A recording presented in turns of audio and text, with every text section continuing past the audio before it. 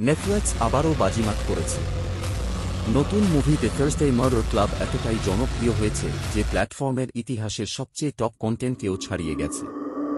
বিখ্যাত লেখক Richard ওসম্যানের bestselling বইয়ের উপর ভিত্তি করে তৈরি হয়েছে এই মুভি।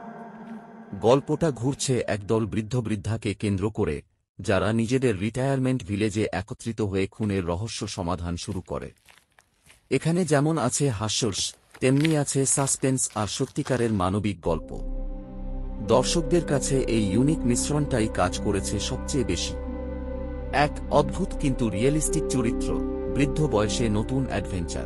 2, মিস্ট্রি কমেডি, একসাথে দুই ঘরানার দর্শককে টেনে এনেছে। 3, বইয়ের পাঠকদের বিশাল ফ্যানবেস, যারা মুভির অপেক্ষায় ছিলেন। 4, নেটফ্লিক্সের প্রচার কৌশল, ট্রেলার রিলিজ থেকে কাস্টিং সবকিছুই আলোচনায় এসেছে। দ্য থার্সডে মার্ডার ক্লাব প্রমাণ করল যে শুধু তরুণ নায়ক নায়িকাদের গল্পই নয়, বৃদ্ধ চরিত্রের রহস্য অ্যাডভেঞ্চারও কোটি কোটি দর্শককে মাতিয়ে তুলতে পারে।